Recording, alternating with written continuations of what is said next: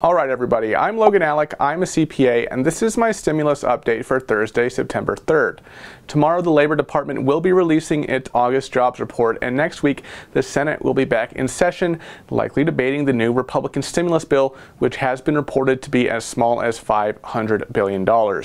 So something that I've been musing about here on the channel is, okay, Republicans, we have the $1 trillion HEALS Act, which is really a series of several different bills, and now you're cobbling together this smaller bill that many have called a skinny bill. We saw a draft skinny bill a couple weeks ago from the Republicans. Now they're working on something that may be a modification of that bill from what it sounds like, or potentially an entirely different skinny bill. Whatever the case, I'm not expecting the bill that Republicans are working on right now and will be bringing to the Senate floor next week to be materially different from the draft skinny bill that we've seen. I've seen some other folks here on YouTube make a big deal about the Republican bill that will be brought to the Senate floor next week. Folks, it's not going anywhere. It's a messaging bill, not a godsend. There will be a lot of ugliness and words thrown around in Congress as the Senate comes back next week and the House the week after that. And all we can do through it all is just cross our fingers that a deal will get done, but it's not going to be through the Republican bill next week, I'll tell you that much. They're going even smaller than the HEALS Act, as small as $500 billion, could be more, but definitely not anything that Democrats would entertain. Today on CNBC Squawk Box, Becky Quick asked Republican Senator Kevin Cramer of North Dakota why the Republicans are going down in dollars with this new bill from the HEALS Act. What's the point of that? Here's the clip. Hey, Senator, from what I've heard, that skinnier package is something closer to $500 billion. Normally, when you're in negotiations with sides, you know, the side that's at the bottom comes up a little, the side that's at the top comes down a little. You guys are taking the floor and cutting it in half, and you're saying that that is something that you think you might get consensus among Republicans.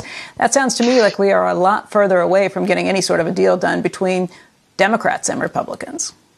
Well, that's a great point. You're exactly right, Becky. I mean, what we're doing right now is trying to find our position, if you will, the polar position we start with, obviously realizing that in a negotiation and in a compromise situation, you're probably going to lose some Republicans on one side and some Democrats on the other side, and the middle is going to hopefully be big enough to pass something that's meaningful and that matters to people. So what Senator Cramer said is that this bill is Republicans' attempt to find their polar position, the floor that they're going to start with. Reading between the lines here, I think what's going on is that there still remains an internal division among Republicans with respect to more stimulus. I think there are Republicans who are not sold on the $1 trillion HEALS Act. They look at the deficit. They look at the new CBO projections from yesterday, projecting a federal budget deficit of $3.3 trillion this year, more than triple the shortfall recorded in 2019, and more than twice the largest level on record, amounting to 16% of GDP, the highest ratio since 1945. So Republicans are still trying to find their floor within their own conference. They're saying if they can get together, get the party behind a bill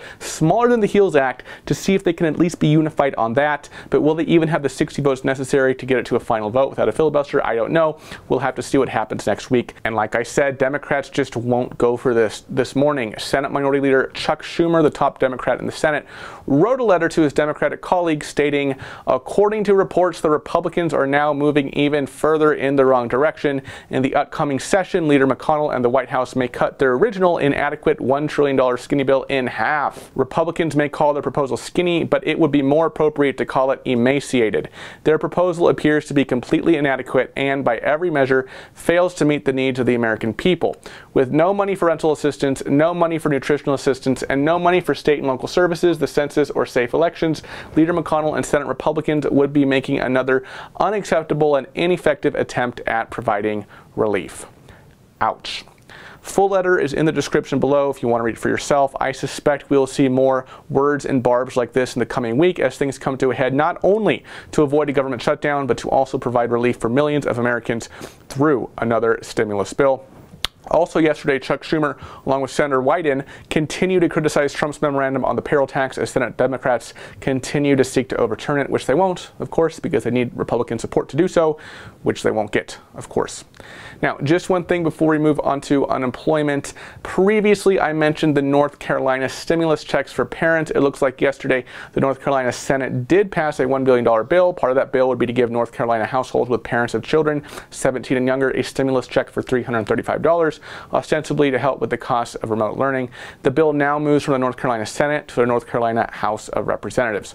Moving on to unemployment, today being Thursday, the Department of Labor released its weekly jobless claims report for the week ending August 29th. 881,000 Americans applied for jobless benefits. If that number sounds low to you, that's because it is. Beginning with today's report, the Department of Labor changed its methodology in how it adjusts for seasonality in their numbers.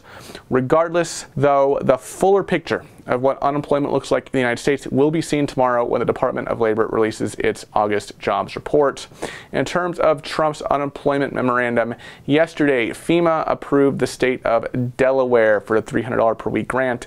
That makes 45 states that have been approved, with Nevada just submitting its application this week, Kansas waiting to hear back, and New Jersey, despite having submitted its application on August 26th, still has not received approval, so it will be resubmitting its application today. Washington, D.C. finally said this week that it will be submitting its application. It will do so next week, and Nebraska still has not indicated one way or the other if it will apply for a FEMA grant. Massachusetts is expected to pay the retroactive 3 weeks worth, or $900 of the boosted unemployment benefits to those receiving PUA this Saturday, making it the 7th state to actually start paying benefits, with those on regular unemployment receiving the boost by September 15th. All right, everybody, that is my stimulus and unemployment update for today. I thank you so much for watching. I really do appreciate it. I will see you in the next video. Bye-bye.